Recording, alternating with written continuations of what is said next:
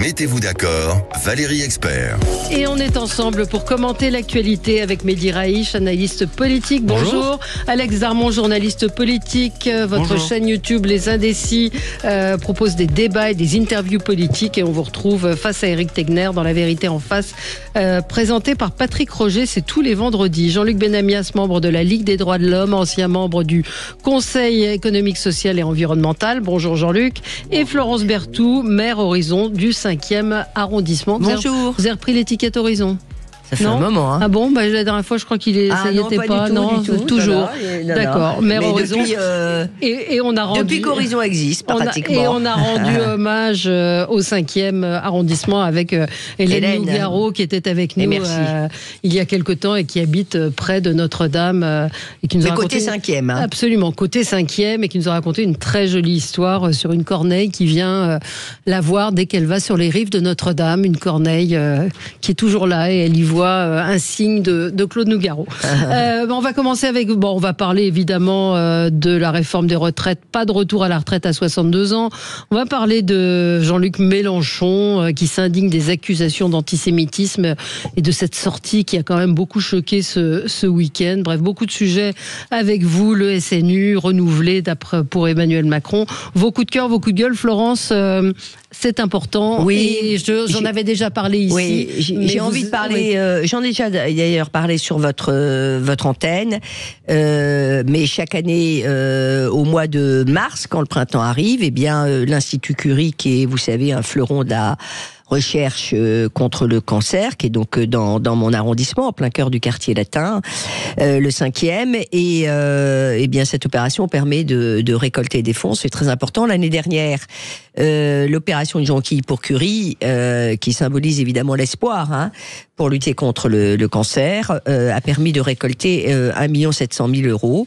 Et l'opération démarre toujours place du Panthéon, au sein de ma mairie, et puis devant le Panthéon, à quelques dizaines de mètres de l'Institut Curie. Et moi, je voudrais rendre hommage à tous ces chercheurs et ces chercheuses, ces soignants qui sont absolument extraordinaires.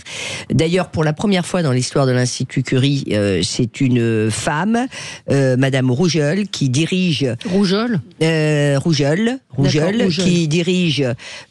qui dirige le centre de recherche.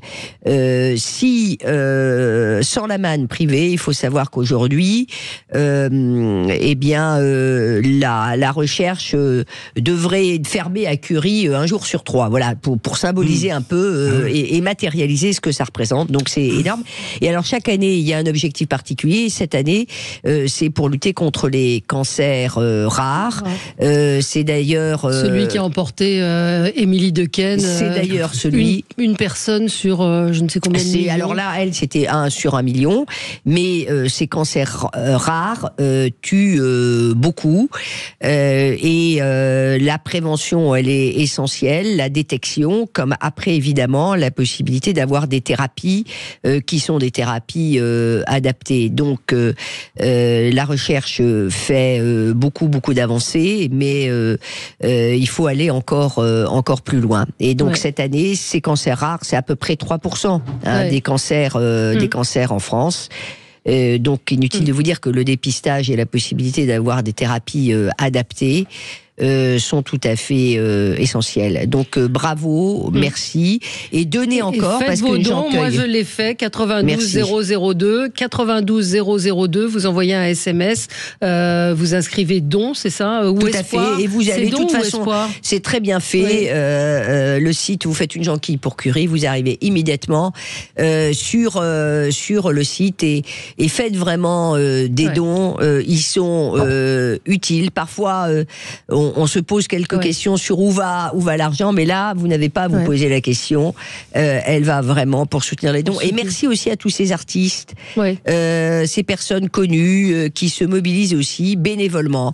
Voilà. Et puis un petit chapeau à Beaugrand qui est là tout le temps pour animer Christophe une jonquille pour. Donc il faut envoyer espoir au 92 002. Je l'ai fait, on peut le faire plusieurs fois même, et c'est important parce que l'Institut l'Institut Curie, vous l'avez rappelé, est un institut de pointe reconnu dans le monde.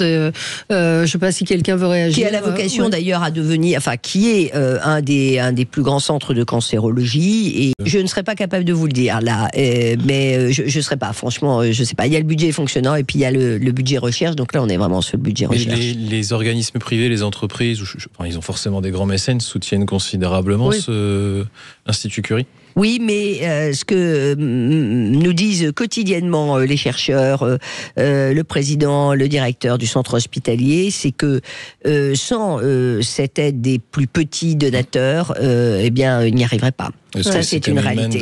Plus d'1 million d'euros, donc c'est considérable. L'année dernière, c'était 1 700 000 euros qui ont été récoltés, et on espère que cette année, on va arriver à dépasser les 2 millions d'euros. Le million d'euros. Bon. Et ils développent aussi et surtout les unités de pédiatrique, puisque il y a aussi, hélas, de plus en plus de cancers. Chez les enfants, ils font un boulot formidable. Ils accueillent les parents, il y a l'école pendant les traitements. Enfin, c'est absolument admirable. Ce que font ces gens, c'est admirable. Et quand vous donnez 100 euros, parce que le don 5 euros, c'est une chose, mais si vous donnez 100 euros après déduction fiscale, c'est 34 euros. 500 euros, c'est 170 euros après déduction fiscale. Donc c'est beaucoup pour eux. Et en plus, s'il y a le rescrit fiscal, c'est le moment de donner. Exactement. Donc, Jean-Luc, un mot, vous donnez dans ce genre de... ce genre? Non, vous donnez pas. Je donne beaucoup à beaucoup d'autres associations, structures, mais je ne donne pas, non. Je trouve c'est très bien si les gens donnent à l'Institut Curie. Je pense que quand même la santé est un service public. Donc voilà, je trouve toujours un peu étonnant, mais je ne critique pas ce que fait l'Institut Curie, pas une seule seconde. Mais je pense que c'est quand même... mais regardez le Téléthon. Mais c'est comme ça partout dans le monde. Partout dans le monde, il y a des appels aux dons. Mais dans le monde, nous n'avons pas un système de sécurité sociale qui est le même que le français. Oui, enfin, c'est vrai. La recherche mobilise des fonds tout à fait considérables. Mais je ne critique pas. Je dis simplement, quand on me pose la question, est-ce que je donne des dons? Oui, je vais vous faire la liste. J'ai la chance d'avoir une retraite plus que convenable, je donne évidemment, et effectivement, quand on paye des impôts, parce que tout le monde ne paye pas d'impôts, il y a une déduction de 66%, donc c'est pas rien. On se retrouve dans un instant avec vous sur Sud Radio, à tout de suite. Sud Radio. Sud Radio. Parlons vrai. Sud Radio, le 10h midi, mettez-vous d'accord, Valérie Expert. Mettons-nous d'accord aujourd'hui autour de Mehdi Raïch, analyste politique, Alex Darmon, journaliste politique. On vous retrouve également sur YouTube. Je rappelle le nom de votre chaîne, Les Indécis. Et on vous retrouve également le vendredi face à Éric Tegner dans La Vérité en face, présenté par Patrick Roger. Jean-Luc Benamias, membre de la Ligue des droits de l'homme, ancien membre du Conseil économique, social et environnemental, et Florence Berthoud, maire Horizon du 5e arrondissement de Paris. On va revenir sur la réforme des retraites. Niet, on ne touchera pas à la retraite à 62 ans, pas de retour à la retraite à 62 ans plus précisément. Bruno Retailleau qui menace de démissionner si la France cède à l'Algérie. On en parlait vendredi ici sur ce plateau. Jean-Luc Mélenchon également avec cette sortie très particulière hier face à Francis Letellier sur France 3, la refonte du SNU. Bref, beaucoup de sujets avec vous. On continue avec vos coups de cœur et vos coups de gueule. Peut-être juste permettez-moi un coup de gueule cette semaine, c'est la semaine de la langue française. Coup de gueule contre cette semaine qui ne sert à rien. Où on continue d'employer des mots anglais, même au sein du gouvernement, choose France, il y a plein d'anglicismes, il ne se passe rien, et puis en gros on nous enquiquine cette semaine pour se donner bonne conscience, donc agissons, faisons en sorte que le français redevienne une langue utilisée, prenons exemple sur nos amis québécois, c'est insupportable. Et qu'on renforce l'enseignement du français dès l'école primaire. C'est quand même ça le grand enjeu pour que quand on rentre en 6e, on maîtrise un peu les fondamentaux de la grammaire. Ça serait pas mal quand même. Ouais. Jean-Luc, je vous ai vu sourire. Non, je suis d'accord. Vous êtes d'accord? C'est une semaine. Les expressions qu'on entend. C'est pas ça le pire. À la télé, souvent, sur toutes les chaînes, sont des expressions parfois d'ailleurs qu'il faut réussir à traduire. Ça n'est pas toujours.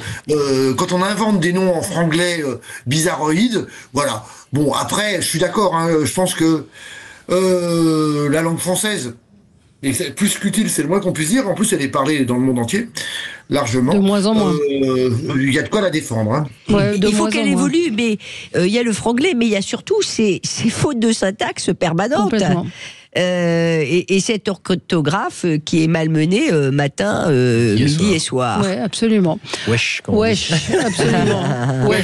Wesh, absolument. Wesh. Martine nous dit wesh. Voilà. Coup de cœur, coup de gueule, on continue. Alex, vous étiez samedi soir au concert. Vous avez loupé le rugby ? Je l'ai regardé sur mon écran. Vous étiez au concert d'Enrico Macias et vous regardiez le match en même temps. Oui, Bravo. je ne pouvais pas savoir que les deux allaient se télescoper. J'étais au concert d'Enrico Macias et alors c'est un coup de cœur pour Enrico Macias qui à 86 ans fait une performance exceptionnelle. Ouais. J'ai vu des extraits, c'est fou. Franchement, c'est vraiment incroyable à 86 ans d'être toujours autant mobilisé et puis toujours avoir envie de faire la fête comme ça, et les gens l'aiment. C'est vraiment formidable et on a passé un super moment. Donc bravo à lui et merci, parce que c'est vrai qu'il y a eu des moments aussi très forts où il chantait la paix. Il chante dans toutes les langues. C'est l'un des seuls chanteurs à chanter dans toutes les langues. Quand je dis toutes les langues, à part en anglais, il chante en arabe, en kabyle, en français, en hébreu, sur la scène au même moment. Et vous avez vraiment, son public est vraiment diversifié, mais totalement. Donc c'est vraiment formidable et j'ai adoré ce moment-là. Donc merci à lui. Et puis c'est un coup de gueule. Forcément, pendant ce concert, vous l'avez vu, vous avez pu le lire. Il y a eu des boules puantes qui ont été distribuées, qui ont été lancées juste avant l'entracte. Apparemment, ce seraient deux femmes qu'on n'a pas arrêtées, qui ont déversé à l'entracte un liquide sur le sol. Et ça sentait, c'était horrible. Il paraît que c'était atroce. Ouais. Horrible, mais ça avait déjà été fait parce que Enrico Macias a des positions. Parce qu'il a des positions de paix et qu'il a toujours dit que lui, il était tant pour la paix en Israël que pour le côté palestinien, que voilà, il a toujours eu ce discours-là, mais qu'il a toujours aussi défendu les Israéliens. Il a d'ailleurs chanté, il faut le dire, samedi soir, Malheur à celui qui fait un enfant, cette chanson formidable, en hommage à la famille Vibas, et c'est juste après d'ailleurs que le liquide a été déversé, mais il l'a senti, il a tout de suite mobilisé les gens pour dire c'est pas grave, on continue, on s'en fout. Ils ont ouvert les portes, ils ont réagi au Dôme de Paris. Ça avait déjà été fait d'ailleurs, rappelez-vous, pour le match entre le Maccabi Tel Aviv et le Paris Basket en Coupe d'Europe, où pareil, des boules puantes avaient été distribuées. Bon voilà, c'est des méthodes minables, mais qui n'empêchent pas, quoi qu'il arrive, les gens qui doivent subir ça, de continuer à chanter et à regarder du sport et à faire la fête. Et à propos de langue française, on peut dire au sens littéral, c'est nauséabond. Oui, exactement. Et 86 ans, hein, on a quand même des artistes. Je le rappelle, on a reçu Hugo Frey, où il y a une semaine. Dans la salle, 95 ans, il est incroyable. Il est encore sur scène et on a des artistes qui sont des artistes français. Il a été salué par Enrico Macias qui était dans la salle et il était venu le voir et on pensait même qu'il allait chanter. C'était comble. Enfin, du coup, c'était complet. Avec vraiment. Une ambiance de dingue. J'ai vu des extraits, ça avait l'air assez. C'était vraiment génial. Jean-Luc, coup de gueule. Oui, c'est un coup de gueule parce qu'on oublie rapidement parfois ces événements dramatiques qui ont existé, notamment sur l'île de Mayotte. Ouais. Ce que j'ai lu ce matin, c'est dans la Provence, hein, mais ça devait être ailleurs aussi dans le reste de la presse, les aides tardent totalement à arriver sur le logement, sur les écoles, sur la réfection des bâtiments, sur la réfection des différents magasins, sur la politique maritime pour arriver à Mayotte et ainsi de suite. Voilà, ils attendent. Voilà, et c'est bon. Je sais que c'est loin, Mayotte. De mon point de vue, Nicolas Sarkozy a fait l'erreur de sa vie. Une des erreurs de sa vie, c'est d'avoir fait un département, parce que évidemment que ça ressemble pas à un autre département, c'est une évidence, et que donc ce qui se passe, il y a eu plein d'événements dramatiques dans plein de départements, notamment sur la France territoriale. Mais je pense que à ce niveau-là, quand les Mahorais voient ça, moi je les connais un peu plus, puisque Marseille est une ville où il y a beaucoup de Mahorais. Beaucoup de Comoriens, beaucoup de Mahorais. Et donc on en rencontre et on en discute. Voilà, ils se sentent souvent largement oubliés. Oui, non, mais c'est bon de le rappeler. Ouais. C'est sûr que c'est horrible la situation là-bas, et c'est vrai qu'on oublie assez rapidement les dramatiques événements, et l'actualité efface toujours ce qui s'est passé avant. Après, il faut quand même le dire, il y a une loi d'urgence qui va être votée par le Parlement, qui va être discutée dans les jours qui viennent par le ministre des Outre-mer, Manuel Valls, qui, à mon sens, et je trouve qu'on ne le dit pas assez, est quand même très très très en avance sur ces sujets, et qui maîtrise ces sujets et qui se déplace énormément. Je regardais d'ailleurs il y a quelques jours, c'est le ministre des Outre-mer qui est le plus en déplacement aujourd'hui dans ces territoires-là, et Mayotte, il en fait une priorité, puisque Jean-Luc, il va vraiment faire une loi d'urgence qui va passer en Conseil des ministres dans quelques semaines pour pouvoir faire en sorte d'accélérer l'aide. Ça sera jamais assez rapide, hein. Attention. Mais pourquoi, Jean-Luc, c'est une erreur d'avoir fait de Mayotte un département? Je voudrais comprendre. Parce que c'était demandé. Nous avons plein de territoires en Outre-mer. Celui-là, il est vraiment en Outre-mer, c'est le moins qu'on puisse dire. Oui. Et que si on veut aller plus loin par rapport à cela, comment régler la question? Alors, si j'avais la réponse facile, ce serait évident que c'est pas évident. Mais enfin, il y a les îles comoriennes juste à côté. On peut pas, à un moment donné, ne pas voir la problématique géopolitique dans ce point très maritime, de voir comment on fait pour que il n'y ait pas à l'arrivée sur l'île de Mayotte des centaines de Mahorais. Mais en quoi le statut de département je vois pas le rapport. Le statut de département coûte extrêmement cher et n'est pas valide par rapport à cela. Dans les autres territoires d'outre-mer, ce ne sont pas des départements, ce sont des territoires d'outre-mer, avec des réglementations spécifiques, que ce soit les Antilles, que ce soit la Nouvelle-Calédonie, que ce soit la Guyane. Ça n'est pas... Voilà. Alors Mehdi, vous, là aussi on parle de quelqu'un qu'il ne faut pas oublier et plus on en parlera et mieux ce sera. Oui, j'ai vu que François-Xavier Bellamy en a parlé ce matin, mais moi je suis plus que très inquiet. Alors je connais bien le cas algérien, mais il me semble que... Vous vouliez parler de Boualem Samsal. Ouais, de Boualem Samsal. En fin de semaine dernière, il me semble que l'Algérie a rajouté un chef d'inculpation en faisant de lui officiellement un traître et donc de la France un ennemi. Et ce qui m'inquiète, c'est que on n'en parle pas assez. Et j'ai l'impression que lorsque, par exemple, j'entends Bruno Retailleau qui dit, en substance, le dernier recours, la dernière cartouche qu'on aura dans le fusil pour faire pression sur l'Algérie, c'est les accords de 68. Je vous assure que Tebboune, il reprend à ma croûte et une tasse de thé. Ouais. Il rigole. Et aujourd'hui, je peux faire un parallèle avec la France, la situation européenne et l'Ukraine, c'est que la France est peut-être en capacité de montrer un petit peu les muscles concernant l'Ukraine, parce qu'elle n'est pas toute seule, mais concernant le cas algérien, on est tout seul. Et on voit toute l'incapacité qu'on a sur ce sujet. Le rapport de force, je le dis, et j'ai l'impression que la réalité me donne raison, c'est qu'on est incapable de faire ce bras de fer avec l'Algérie. L'Algérie, il ne faut pas oublier qu'elle n'est pas non plus toute seule, elle a la Chine derrière, elle a la Russie. Donc je suis très inquiet pour la situation de Boualem Samsal, d'autant plus que pour l'Algérie, ça devient très symbolique, puisque comme il devient officiellement un traître, c'est aussi une manière pour eux de faire pression à la fois sur la France. D'ailleurs, je pense qu'ils sont très contents de la situation de Bruno Retailleau. Si Bruno Retailleau part, je pense que pour l'Algérie, c'est quand même une grosse victoire pour eux. Donc je suis plus qu'inquiet pour Boualem Samsal. Ça devient plus qu'un prisonnier politique, ça devient un symbole pour eux. Un symbole de... On va m'excuser l'expression, mais du bras d'honneur qui peut le faire à la France. Mais moi, d'origine algérienne, ça me perturbe un peu. Je nous trouve totalement impuissants. Qu'est-ce qu'il faut faire? Parce que j'entendais Mathilde Panot ce week-end qui disait c'est pas en faisant un rapport de force que ça va marcher, etc. Pour le moment, on n'a pas fait de rapport de force et ça a été une catastrophe totale. Donc c'est pour ça. Ça, c'est la logorée d'extrême gauche. Soyons gentils, continuons à être très gentils, et puis les affaires vont s'améliorer. C'est un peu quand même ce qu'on a fait, en disant eu égard à cette histoire particulière, ces accords de 68, ça n'a pas marché. Donc, il n'y a pas de solution miracle, mais en tout cas, il faut continuer ce rapport de force, qui est un rapport de force, comme l'a dit le ministre de l'Intérieur, qui est un rapport de force gradué. Mais là où je rejoins tout à fait Mehdi, c'est que effectivement, la France est un peu isolée. L'Europe serait à nos côtés, on serait plus fort, incontestablement. Et on voit toute l'incapacité de la France sur ce sujet, diplomatiquement. Une question peut-être pour Mehdi.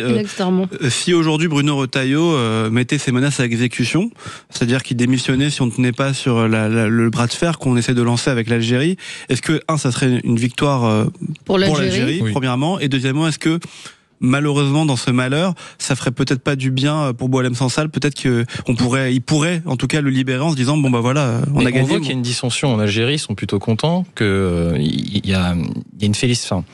Je vais pas utiliser le mot félicité, mais ils sont heureux que la situation s'empoisonne toute seule. Bien sûr. Le fait que ça se pourrit et le fait que on voit à la fois que le chef de la diplomatie, qui est censé être Emmanuel Macron, n'incarne rien sur le dossier algérien, et que Bruno Retailleau, qui est ministre de l'Intérieur, n'a aucun pouvoir sur cette situation, ils en sont très contents.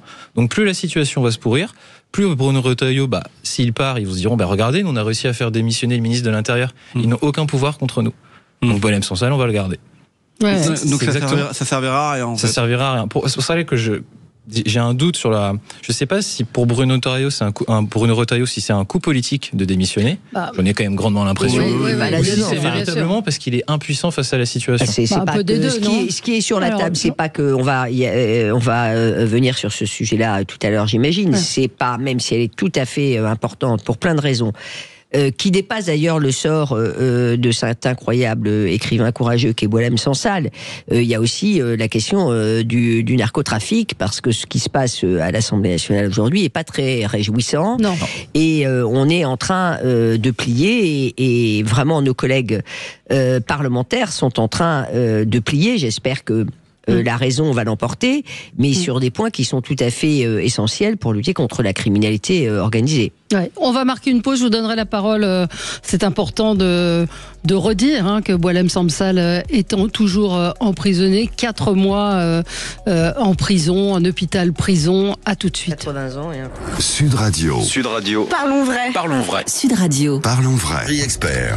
Et nous continuons de débattre et de commenter l'actualité. Jean-Luc, on ne vous a pas entendu sur cette situation entre la France et l'Algérie. Bruno Retailleau qui menace de démissionner, alors coup politique, parce qu'on l'évoquait ici avec Arnaud Stéphane vendredi, à savoir qu'il a besoin à un moment de quitter son poste de ministre s'il veut vraiment devenir le chef du parti et avoir des ambitions. Et est-ce que c'est... Est-ce que c'est pas un aveu d'échec? Mais qu'est-ce qu'on fait avec... On a un homme de 80 ans, malade, qui est en prison, en Algérie. Là, j'ai signé très rapidement la pétition pour sa libération. Hein. Ça coûte rien. En tout cas, je l'ai fait avec... C'est bien de le faire, hein. C'est normal, voilà. Pour le reste, moi, Bruno Retailleau est en lutte d'influence par rapport à Monsieur Wauquiez, très bien, on l'a compris. Mais enfin, je considère que relancer un conflit qui, de mon point de vue, n'existe pas entre la France et l'Algérie. Il existe du côté algérien. Alors là, on vit pas dans le monde. Je vous monde. assure qu'il existe du côté algérien. Il n'y a pas de conflit, ça n'existe. Il n'y a pas de conflit. De quoi? Entre la France et l'Algérie. Non, il y a une histoire pas réglée, ça c'est sûr et certain. Mais ça c'est depuis les années 60. Non mais là on a un homme qui est emprisonné et l'argument qui a été donné la semaine dernière, c'est trahison, entente avec l'ennemi, c'est ça? Oui, intelligence avec l'ennemi. Donc ennemi.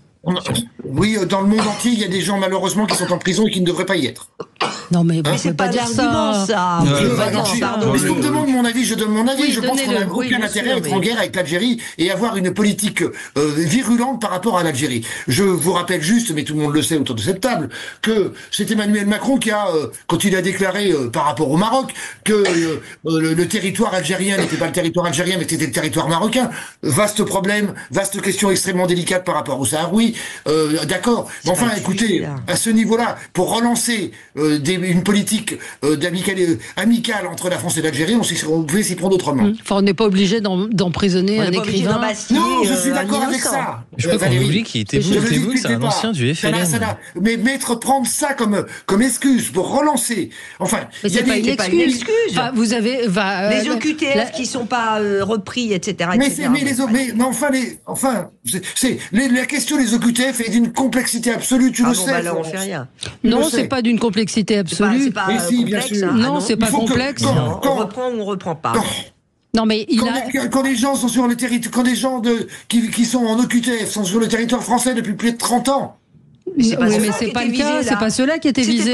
Là, on avait des gens qui étaient des délinquants notoires avec un passeport, etc., etc. Nous allons donc rentrer depuis 30 ans, il n'y en a pas beaucoup, en relation inamicale avec l'ensemble des pays africains qui refusent de revoir arriver sur leur territoire les OQTF. Mais c'est pas l'ensemble des territoires africains. On parle de l'Algérie. L'Algérie est celui où mais moi je parle de l'ensemble des territoires par rapport puisqu'on parle des OQTF, je parle des OQTF. C'est pas le seul pays qui refuse de voir revenir ces l'Algérie est déjà dans une situation inamicale avec nous. Oui, on va pas jouer les béni oui et dire oui mais attention vous êtes l'Algérie, on veut parce qu'on a une histoire tumultueuse avec vous, on va rien faire. C'est pas possible. À un moment, faut quand même insister, mettre les points sur les i. Ça débouche sur quoi la guerre? Oui, et à l'inverse, ça débouche sur quoi? Ça débouche sur quoi? Les relations, ayons des relations normales sur l'analyse 30 ans, 40 ans, 50 ans, mais l'Algérie veut pas de relation normale. Ça va, c'est bon, 60 ans, bon sang, enfin pardon de dire ça comme ça, mais ça fait, c'est bon, ça fait 60 ans, c'est bon, non, on peut peut-être aussi... Eh bien alors, on peut peut-être avoir... enfin, tout le monde voit bien, je l'ai dit dès le départ, mais bon, si vous voulez pas le voir, moi ça me dérange pas, hein, que M. Retailleau est dans une histoire interne qui est de savoir qui va prendre le pouvoir. Je vais faire un parallèle. Mais ce que disait Mehdi, il parlait pas de Bruno Retailleau, hein, là il parlait de... on en parlait jusqu'à maintenant, c'est pas moi qui ai cité M. Retailleau. Mais je vais faire un parallèle, on va pas faire payer aux enfants allemands les crimes des nazis. Donc maintenant c'est une histoire terminée. Bah même chose avec l'Algérie, on va pas nous faire payer à nous, Français, ce qui s'est passé il y a 60 ans. Je suis pas tributaire de cette histoire. Donc c'est pas... Je suis désolé, à un moment... Et le colonialisme n'était pas hélas qu'en Algérie. Il y a pas les mêmes rapports avec la Tunisie, le Maroc. Ça dépasse les territoires. Ça dépasse, c'est ça. Ça dépasse les territoires et ne pas le dire, de se mettre vraiment se cacher les yeux. Oui, on est naïf sur ce sujet. Et en ce moment, il y a un Français qui est enfermé à l'étranger pour un délit d'opinion. Et puis Jean-Luc, tu parles d'Emmanuel Macron qui a reconnu la souveraineté du Maroc sur le Sahara, mais ça va quand même Emmanuel Macron qui a parlé de crimes contre l'humanité en 2017 des Français sur l'Algérie. Enfin, je veux dire, c'est quand même les Algériens qui, au moment de Naël, ont fait preuve d'une ingérence totale, en faisant des communiqués de presse, en répétant à tort et à travers que les Algériens devaient se mobiliser. Alors, alors ce ne sont pas les Algériens, c'est la direction politique algérienne. Mais d'accord, mais moi je suis d'accord avec toi. La direction politique algérienne. Mais c'est donc c'est quand même la direction politique algérienne qui représente la diplomatie algérienne. On peut pas se l'enlever non plus de la tête. Donc par conséquent, je veux bien qu'on dise que les Français sont responsables de tout et les Algériens de rien, mais en vérité en diplomatie, tu sais sans doute mieux que moi, les deux ont des responsabilités. Et là, il faut quand même avouer que les Algériens ont un parti pris qui a assez marqué, preuve en est encore malheureusement la situation de Boualem Sansal depuis ces derniers mois. Voilà, où on n'a aucune nouvelle, où on sait quasiment rien et on doit rien dire et subir. C'est pas normal. Voilà. Bon, j'ai pas dit ça. Hein. Non, mais oui, mais enfin moi je te répondais, même si t'as pas dit ça, je te répondais sur la situation aujourd'hui, qui est celle que effectivement, ce que disait Mehdi, l'Algérie fait un bras d'honneur à la France. Très clairement. Une fois de plus, ça dure depuis des années. C'est son intérêt de le faire aujourd'hui. Mais après, ça n'enlève en rien la responsabilité des hommes politiques et des femmes politiques françaises depuis 60 ans, où on entend vraiment à longueur d'années, il faut revenir sur les accords de 68. Il faut revenir sur les accords de 68. C'est vraiment un argument de campagne à chaque campagne électorale. Très bien. Et ça n'enlève en rien leur responsabilité, mais il faut aussi le dire et il faut aussi le reconnaître, je pense, que les Algériens ont une part de responsabilité. Mais en termes que le gouvernement algérien, quel qu'il soit, ait une part de responsabilité, je le reconnais aisément. Mais le gouvernement les Algériens en Algérie ne vivent pas en démocratie, c'est d'accord ? Oui. Je pense que le gouvernement utilise cette espèce de pseudo-détestation du colon français aussi pour essayer de ressouder contre un ennemi extérieur. Moi, je suis allée en Algérie il y a quelques années de ça, et j'étais extrêmement surprise de voir à l'époque, par exemple, l'ancien président, enfin le président alors j'avais vu le président Bouteflika, mais le président de l'équivalent de notre Assemblée nationale, qui était dans un registre extrêmement guerrier, qui consistait, par exemple, à parler en algérien et à reprendre la traductrice quand elle ne faisait pas la bonne traduction en français. On voit que tout ça, ça fait aussi partie pour des gouvernants qui ne sont pas sur des assises aussi solides qu'on le pense. Il faut bien avoir ça en tête. L'Algérie, elle n'est pas une derrière son gouvernement. Et donc, désigner des ennemis extérieurs, eh bien, ça fait partie des logiques politiques autocrates. Allez, on marque une petite pause et on se retrouve dans un instant. Sud Radio, le 10h midi, mettez-vous d'accord, Valérie Expert. Et on continue de débattre et de commenter l'actualité. Alors, ce qui a beaucoup fait réagir hier, c'est l'interview sur France 3 par Francis Letellier de Jean-Luc Mélenchon, qui lui pose une question légitime sur l'affiche représentant Cyril Hanouna. Écoutez la réponse de Jean-Luc Mélenchon. L'affiche Cyril Hanouna, c'est une erreur ou pas ? Mais écoutez, monsieur, pourquoi vous me posez cette question ? De quel droit ? De quel droit ? Qui vous êtes ? Parce que c'est vous. Vous m'accusez ? Est-ce que vous m'accusez ? Pas du tout. Alors, taisez-vous. Vous êtes en train de continuer une campagne qui a démarré à l'extrême droite contre... Il fallait pas publier ce visuel. Alors attendez, Ça, c'est une donc question. maintenant on demande à l'extrême droite ce qu'on peut publier ou pas. Vous pensez que la tête de monsieur Hanouna, comme la mienne, ne peut pas être caricaturée? Moi je suis caricaturé continuellement. Vous voulez que je vous montre les caricatures de Charlie Hebdo? Et ça n'est pas de l'antisémitisme. Ben, pourquoi ça serait de l'antisémitisme? Ça suffit. Ça suffit maintenant. Ouais, ça suffit maintenant. C'est juste une chose. Moi, j'ai fait franchement, la nausée en l'entendant parler de Charlie Hebdo, lui qui a fait l'éloge funèbre de Charb, lui qui compare Charlie Hebdo, les caricatures de Charlie Hebdo à une affiche de propagande électorale. Il n'y a pas d'autre mot.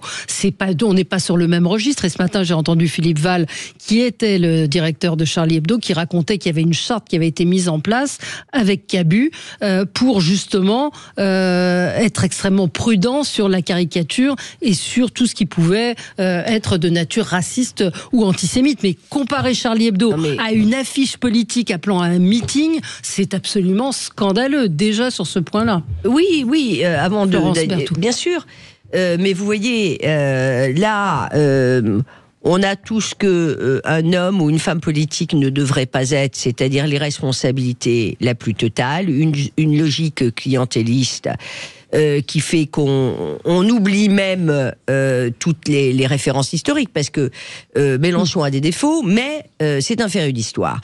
Donc il ne peut pas ignorer ce que signifie cette affiche, qui est une affiche qui utilise tous les codes des propagandes antisémites des années 30. Bon, voilà, le nez, les oreilles, etc. Il le sait. Et la défense, c'est toujours l'attaque, mais l'attaque au mépris des droits là des journalistes. Au nom de quoi un journaliste n'aurait pas le droit de l'interroger? Alors, lui, il peut se défendre et dire qu'il n'est pas d'accord, mais le seul fait de poser une question qui manifestement le met mal à l'aise est un crime de lèse-majesté. Ouais. Donc, on a le roi... Mélenchon tout puissant, qui est toujours dans la toute puissance et qui est très très peu démocrate dans sa manière de conduire des débats. Ouais, il est assez mauvais acteur d'ailleurs, hein. Et moi je salue notre confrère Francis Letellier qui est resté assez flegmatique, qui lui a dit merci. Voilà, il n'y a pas grand-chose. Il n'a pas fait de surenchère et ça ne sait. Mais de quel droit vous me posez cette question? Taisez-vous. C'est du sophisme. Il fait deux sophismes. Ouais. En fait, il fait ce qu'on appelle une fausse analogie. Donc comparer une affiche, un visuel d'un parti politique à ce que fait Charlie Hebdo. Donc ce n'est pas comparable. C'est deux choses complètement. On ne peut pas comparer ces deux choses. Et il fait un sophisme qu'on appelle de la double faute. C'est-à-dire qu'il va juger, il va dire oui, c'est l'extrême droite, c'est les méchants, c'est Elon Musk. En gros, c'est ça. Ouais. Et c'est-à-dire qu'il se dédouane de la propre faute de son parti. C'est jamais de sa faute. Ça, c'est un sophisme. Donc en fait, il ne fait que de la rhétorique. S'il fait de la rhétorique, c'est parce que sur le fond, il sait pertinemment qu'il est en tort. Ouais. Donc la manière dont il parle à ce journaliste, c'est uniquement pour intimider. Il fait de l'intimidation. Donc il est très agressif. Et pour ne pas laisser aller sur le fond. Mais surtout pas. Si vous regardez le film The Apprentice qui raconte l'ascension de Donald Trump, et lisez le livre de Philippe Corbet qui s'appelle L'avocat du diable et qui parle de cet homme Roy Cohn, un avocat qui a tout appris à Donald Trump. Et il y avait 3 recommandations qui étaient attaquer, ne reconnaissez jamais votre faute. Et c'est tout à fait ça, Alex. Non mais moi cette séquence elle me met, je vais vous dire franchement, hyper mal à l'aise. Ouais, moi aussi. Vraiment hyper mal à l'aise parce que ça fait des années qu'on répète que Jean-Luc Mélenchon et son parti La France Insoumise ont un problème avec les Juifs. Franchement. Et là, il pourrait au moins être honnête et dire que c'était une erreur, que l'affiche ne fonctionne pas. En plus, il crie sur tous les toits que Elon Musk est le plus grand censeur de... Il en utilise l'IA. Voilà, et il utilise sa propre IA pour faire cette affiche. Enfin, tout est raté dans cette opération de communication, et même l'explication et la justification à la fin. Donc ça me met très mal à l'aise parce que hier, j'ai pas eu un leader de la France Insoumise qui dit on a fait une connerie et ça peut être, et c'est normal que ça soit interprété. Et je vous remercie même. Il pourrait remercier le journaliste de me poser la question et de pouvoir m'en expliquer. Il le fait à aucun moment. Ça, c'est le premier point. Le deuxième point, ce qui me met très mal à l'aise, c'est que je crois, de mémoire de journaliste, et ça fait 10-15 ans que je suis journaliste, je n'ai jamais vu un homme politique parler avec une telle violence sur un plateau de télévision à un journaliste. C'était extrêmement violent hier sur le plateau. Et vous l'avez dit, Monsieur Letellier, je trouve, a très bien réagi. Il a envoyé la fin de l'émission, il a fait son travail, il lui a posé la question sans se démonter. Il a été très digne et c'est ce qu'on attend d'ailleurs du service public, qu'on pose les questions et qu'on ne juge pas, parce qu'à aucun moment il le juge. Il lui dit vous me jugez, mais à aucun moment il le juge. Et je l'ai trouvé très digne, mais ça m'enlèvera pas de l'esprit et de la tête que dans les mois qui vont arriver, dans l'élection présidentielle qui va arriver, peut-être les municipales même avant, ça va être extrêmement violent. En réalité, extrêmement violent. On a le sentiment. Jean-Luc, qu'est-ce que vous avez pensé vous de cette séquence? Ce que je pense de l'affiche, déjà, et d'une, c'est une grave erreur, parce que qu'il ne soit pas aperçu qu'effectivement ça avait des références historiques absolument nauséabondes. Ils ont été il y a faits un pour problème. ça. Et c'est pas la première affiche de ce style. Non, c'est ça. Mais pour le reste, après, je peux comprendre, je n'excuse pas, mais je peux comprendre que Jean-Luc Mélenchon, qui et la LFI en général, mais surtout Jean-Luc Mélenchon, dans ce qu'il peut entendre ici ou là, mais plus qu'ici ou là, puisse à un moment donné être énervé. Alors la séquence, parce que face à Letellier, est absolument à ce niveau-là, on sent vraiment qu'il est mal à l'aise, c'est le moins qu'on puisse dire. On sent qu'il est énervé, c'est le moins qu'on puisse dire. C'est pas la bonne personne en face qu'il avait. C'est clair et net. Mais c'est pas là. Moi, je peux. Cette espèce de discours continuel, je vais être très précis, qui fait penser que la FI et la LFI pourraient être antisémites. Non, la LFI n'est pas antisémite. Voilà, c'est clair. Et si elle l'était, alors que les gens fassent des procès, et on verrait dans ces cas-là qu'il n'y a pas beaucoup d'attaques possibles par rapport à la LFI. Oui. Je ne suis pas un grand défenseur de la LFI, mais il faut arrêter de penser que le principal danger en France s'appelle la LFI. Pour moi, le principal danger en France s'appelle le Rassemblement National. Il faut juste lui répondre parce que j'ai pas... Attends, peut-être Mehdi et puis après Alex. Mais moi, j'appelle ça l'antisémitisme de Schrödinger. Alors, qui est Schrödinger? Schrödinger, c'est un physicien. En gros, c'est une expérience de pensée. On met un chat dans une boîte avec une capsule de poison. Et en gros, tant qu'on n'a pas l'information que la capsule de poison a explosé, on estime que le chat est mort et vivant à la fois. C'est exactement ce que fait c'est l'antisémitisme de Schrödinger. Ça a toutes les caractéristiques de l'antisémitisme. Ça pue comme l'antisémitisme. Ça a les codes de l'antisémitisme, mais par miracle, ça ne serait pas de l'antisémitisme parce que c'est à gauche. Moi, cette logique-là, je ne la comprends pas. Et l'argument qui est celui que vient de donner Jean-Luc et qui est aussi celui donné par la France Insoumise, qui est de dire attaquez-nous si on est antisémite. Oui, mais regardez le comportement de Thomas Porte ou de Rima Hassan qui parle sans arrêt toute la journée. Regardez le compte Twitter de Thomas Porte toute la journée, ça parle d'Israël et de Gaza. Ça parle d'antisionisme toute la journée. À un moment, ça devient une obsession pour ce parti. On a le droit d'être obsession. Non, c'est une obsession, c'est pas la même chose. C'est une obsession. L'antisionisme étant une forme d'antisémitisme selon une résolution votée en 2018. C'est. L'antisionisme est né au yiddish, je vous rappelle. Non, mais Jean-Luc, juste, attends, alors je vais répondre à ce que tu as dit, premièrement, et deuxièmement, juste pour préciser, l'antisionisme, depuis 2018 ou 2019, c'est une forme d'antisémitisme. Ça a été voté par l'Assemblée nationale par une résolution, et je crois que c'est le député Sylvain Maillard qui en était l'initiateur. Voilà. Bon, après, on soit d'accord, pas d'accord. Une erreur. Il faut le dire aux Juifs qui vivent en Israël, qui sont antisionistes, car il y en a qui sont antisionistes en Israël, qu'ils sont antisémites. D'accord. Non, mais c'est un autre débat, qu'on soit d'accord ou pas. Non, c'est pas un autre débat, c'est les mêmes. On va pas rentrer dans ce débat. Et par rapport à la France Insoumise, tu dis, il faut qu'on arrête de dire que la France Insoumise est un parti antisémite. Moi, j'ai jamais dit ça. Je dis simplement. Tu l'avais dit, mais c'est. D'accord, non, mais très bien, mais tu dis, il faut pas qu'on parte de ce constat-là. Je dis simplement qu'hier, c'est pas le premier, entre guillemets, je mets des guillemets, le premier dérapage antisémite ou anti-juif que la France Insoumise pourrait faire. Alors, si on veut le dire en étant maladroit, pas de problème. Mais hier, je dis que le leader de ce parti a l'occasion de pouvoir dire stop, il faut qu'on arrête, d'apaiser les tensions, et il le fait pas. Il est dans la surenchère de la tension avec un journaliste qui lui pose la question pour dire mais vous comprenez qu'on puisse voilà et autre chose. C'est pas moi qui le dis, hein. Va voir, Jean-Luc, je t'encourage à le faire, les tweets de ses anciens compères sur X, que ce soit, je pense à celui de Clémentine Autain, mais qui nommément... Mais merci, je suis très proche de Clémentine Autain. Justement, si tu étais très proche, regarde Clémentine Autain, la députée de Seine-Saint-Denis, NFP, qui elle-même dit, c'est honteux ce qui s'est passé. Mais Maréchal Garrido, hier sur mais je suis entièrement d'accord. J'étais encore avec Clémentine Autain. Samedi, elle venait signer son bouquin à Marseille. j'y étais. Donc si tu veux me cite pas Clémentine Autain, je suis entièrement d'accord. Après, je dis simplement que nous ne nous trompons pas d'adversaires et de dangers politiques en France. Que Jean-Luc Mélenchon fasse erreur sur erreur, soit trop énervé, soit irrité. Oui, c'est une évidence. Mais on peut pas, enfin, à chaque fois qu'on avance, je sais pas si vous étiez là d'ailleurs, Jean-Luc, quand j'ai fait ce parallèle, c'est que dès qu'on dénonce quelque chose ou qu'on parle d'un sujet qui dérange, on nous dit oui, mais il y a ça. Quand on parle des femmes battues, on nous dit oui, mais il y a aussi des hommes qui sont battus. C'est pas le sujet. Oui, il y a sûrement des hommes qui sont battus. Mais là, en l'occurrence, sur l'antisémitisme, je suis désolée, vous pouvez pas dire oui, mais l'adversaire c'est le RN. Ok, soit, mais on peut parler d'un problème qui existe. Vous avez effectivement Clémentine Autain qui dit si on suit la logique de la polémique n'étant que le fruit d'une cassation par l'extrême droite, il ne voit pas que recourir à l'imagerie brune des années 30 n'est pas possible. Quand on est de gauche, je pense exactement la même chose. Et voilà, mais pourquoi Jean-Luc Mélenchon et alors petit paradoxe quand même, c'est que il a quand même eu Paul Vanier 2 jours avant qui reconnaissait ça avait été que l'image avait été travaillée par l'intelligence artificielle. Mauvaise excuse. Qui est Grok, l'image l'IA de Elon Musk. Avant de sortir une affiche, on regarde ce qu'il y a sur l'affiche. L'excuse de l'intelligence artificielle est une mauvaise excuse. C'est pas une excuse d'ailleurs, parce que moi je voudrais dire 2 choses. D'abord que l'idéologie délétère populiste de l'extrême droite, ça ne peut en aucun cas constituer une excuse des faux pas, c'est plus que des faux pas, d'une partie des leaders, et en particulier de son leader Maximus. Ça ne peut pas.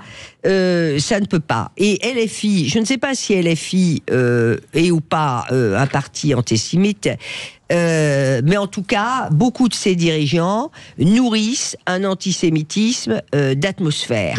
Alors, on va pas faire les comptes aujourd'hui, mais je ne suis pas sûr, pardon de ce parallèle osé, mais je ne suis pas sûr que dans les années 30, tous ceux qui adhéraient au parti nazi étaient forcément des nazis. On a vu ce que ça donnait.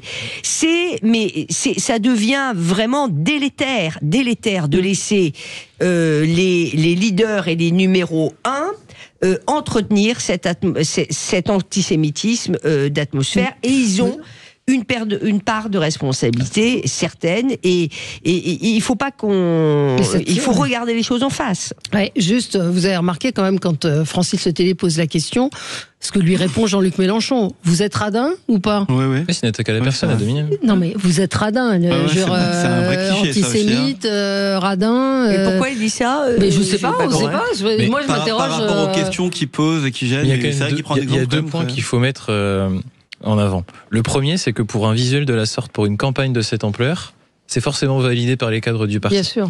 Donc les responsables, c'est Sophia Chikirou, Bastien Parizeau, Emmanuel Bompard. Ils sont tous dans la communication. Donc à ce niveau-là, il y a un énorme loup chez les filles. Et dernier point, par leur action et la manière dont ils s'y prennent, ils rendent bankable le RN. Bien sûr. C'est eux, je suis désolé, je crois que c'était Emmanuel Valls qui disait que, non, ou je sais plus qui disait que LFI était une machine à vote pour le RN. C'est exactement ce qu'on est en train de faire. Bon, on va marquer une pause et on se retrouve dans un instant avec vous sur Sud Radio. Sud Radio, votre avis fait la différence. Merci à Sud Radio de pouvoir m'exprimer et pour la qualité de vos informations. Sud Radio, parlons vrai. Mettez-vous d'accord, Valérie Expert. Voilà, je voudrais qu'on parle de la lutte contre le narcotrafic avec la proposition d'installer des mouchards dans les messageries chiffrées. La boîte noire, voilà. Dans sa proposition de loi, le gouvernement a remis donc cet article controversé, voté au Sénat mais rejeté par l'Assemblée nationale.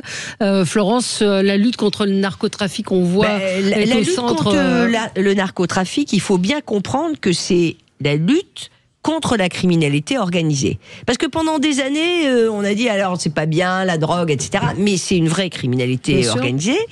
Et le problème, c'est que, comme souvent en France, on pêche à la fois par déni et puis par des renoncements successifs.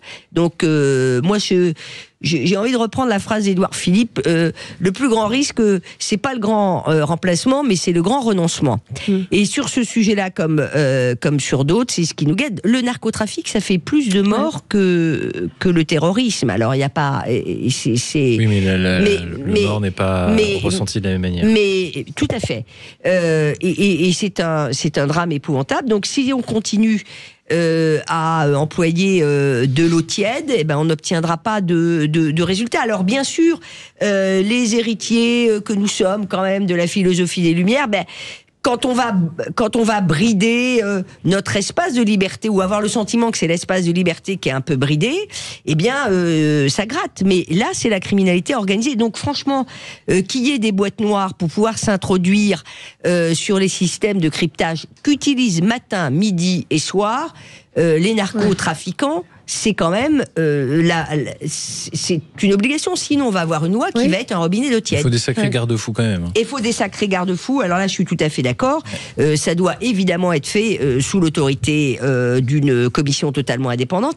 Et il faut voir chaque année ce qui a été fait parce que c'est pas neutre.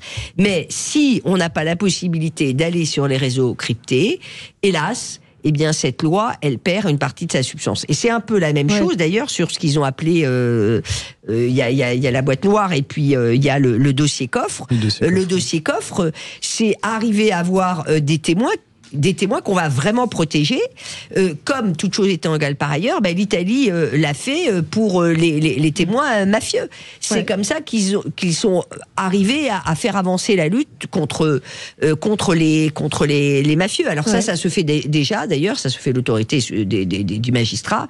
Et le Conseil d'État a déjà dit 2 fois qu'il était d'accord sur cette question de ces coffres. Mais alors évidemment, à l'Assemblée, tout le monde n'est pas d'accord. LFI n'est pas d'accord, évidemment, mais j'allais dire comme d'habitude. Mais est-ce que tout est bon pour lutter contre le narcotrafic? Jean-Luc, vous êtes dans une ville où il y a beaucoup de narcotrafic. Pas plus, on en parle souvent, mais pas plus que la Seine-Saint-Denis, le Val-de-Marne, le Nord-Pas-de-Calais, la banlieue lyonnaise, et je pourrais citer un certain nombre d'autres villes. C'est vrai, défendez Marseille. La lutte contre le narcotrafic est une lutte mondiale. Beaucoup de choses ont été essayées. Malheureusement, les grands dirigeants qui se sont occupés du narcotrafic au niveau mondial ont tous les mêmes analyses quand ils arrêtent d'être en obligation de travail, quand ils passent à la retraite, de dire on n'a jamais réussi à arrêter. Alors la lutte contre le narcotrafic est absolument indispensable, certes, mais comment fait-on? Est-ce qu'on mélange tout? Est-ce qu'on mélange toutes les drogues, toutes les toxicomanies? Est-ce que on est dans un système où il y a un certain nombre de pays, de très nombreux pays, qui légalisent un certain nombre de produits, notamment la marijuana. Et nous sommes à ce niveau-là. On va être le dernier pays européen à ne pas réfléchir par rapport à ça. Non, mais c'est pas ça ne réglerait pas tout. Ça ne réglerait pas tout. Mais pardonnez-moi, c'est pas du tout le sujet. On parle du narcotrafic. Enfin, on n'est pas en train de parler de la bœuf, pardonnez-moi, même si il y a un trafic, faut qu'il y ait du narcotrafic, faut qu'il y ait de la vente. C'est pas du tout le sujet, ami. Non, mais on parle de narcotrafic, on parle de blanchiment, on parle de trafic de cocaïne, on parle de trafic, on parle de corruption, on parle de produits, de méthamphétamine, de meurtre. C'est ça le narcotrafic aussi. Et qui vont, pardonnez-moi, et qui vont après financer aussi des réseaux terroristes, pas que, hein, mais aussi. Donc c'est de la criminalité. C'est la criminalité. La légalisation, pardonnez-moi, du cannabis, qui est un sujet certes. Mais c'est pas le sujet de la légalisation du cannabis. Daesh était l'un des plus grands fournisseurs de drogue au monde, il me semble. Pardon ? Daesh était l'un des plus grands producteurs de drogue au monde. Donc oui, c'est intimement lié au terrorisme. Non, pas producteur, vendeur. Oui, producteur à titre personnel, je verrais pas la différence. Oui, c'est pas Alex, du bon côté de la barrière. Parce que là, on est sur lutte contre le blanchiment, fermeture administrative de commerce soupçonné de blanchiment. On est au-delà de la légalisation et on est au-delà du cannabis. Mais on est au-delà du cannabis, Jean-Luc. C'est une industrie, Jean-Luc. Oui, on est au-delà. Alors, 80% du narcotrafic, c'est sur le cannabis, hein, je vous le rappelle, juste clairement. Hein, le reste, que ce soit l'héroïne, la cocaïne ou les autres produits. Non, c'est qu'aux États-Unis, le fentanyl, c'est la première cause de mortalité. Le fentanyl, c'est la première cause de mortalité aux États-Unis. Le Captagon qui est où il y a eu des saisons. Les drogues de synthèse aujourd'hui, simple rappel qui ne réglera extrêmement strictement rien dans ce que je vais dire. Ils s'inventent jour après jour des produits qui ne sont pas encore illégaux. C'est des produits de synthèse. Et justement, les narcotrafiquants, ils ont une telle manne financière, ils sont tellement puissants qu'aujourd'hui, ils ont carrément des industries de recherche pour créer de nouvelles drogues. Oui. Donc si on ne combat pas ce sujet, Alex. J'estimais là juste que nous étions bien seuls dans ces cas-là à avoir cette politique telle que nous l'amenons en France. Juste que ce soit le cannabis, l'héroïne ou toute autre drogue ou substance interdite, quoi qu'il arrive, le narcotrafic en France fait des morts. Donc par conséquent, on peut monter et descendre. Il faut une loi, il faut pouvoir lutter au maximum contre cette loi, contre ce fléau, et enfin avoir un cadre qui permette de se dire qu'on avance sur ce sujet-là. Et qu'on est un peu plus efficace. Ouais, voilà. Non, mais je crois que c'est primordial. Moi, je vais juste faire un pas de côté sur le fait que c'est enfin un texte politique à l'Assemblée nationale qui va arriver. Ouais. Et je pense que ça, c'est important de le dire. C'est un sujet qui concerne l'ensemble des Français. Que ce texte a été, dans sa majorité, adopté par le Sénat et qu'on voit qu'il est en train d'être bloqué à l'Assemblée par la gauche. Et c'est tout à fait leur droit. Détricoté. Voilà, même beaucoup détricoté. Bien sûr. Et qu'à mon avis, il va y avoir enfin de la politique et que c'est pas là-dessus que Bruno Retailleau met sa démission en jeu. Mais à mon avis, ça va jouer quand même à un moment donné aussi. Je pense que Darmanin et Bruno Retailleau ont fait le job de leur côté en appliquant et en posant des mesures qu'ils pensaient nécessaires. Maintenant, il va falloir voir avec ce texte qui va être débattu à l'Assemblée nationale, qu'on nous vend depuis plusieurs mois d'ailleurs, qu'on nous vend même avant le nouveau gouvernement avec rappelez-vous ces opérations XXL sur le terrain. C'est la concrétisation de tous ces mois de travail. On va voir si ce texte va être adopté. S'il n'est pas adopté, là encore, je pense qu'on aura aussi, à mon avis, au sein de l'Assemblée nationale, et derrière en commission mixte paritaire, parce que vous savez qu'il y aura une navette à ce moment-là, il y aura aussi un enjeu extrêmement politique, éminemment politique sur ce sujet-là, qui devrait aboutir dans les quelques jours qui arrivent. Bon, à suivre. Merci à tous les quatre. Très bonne journée sur Sud Radio. À demain.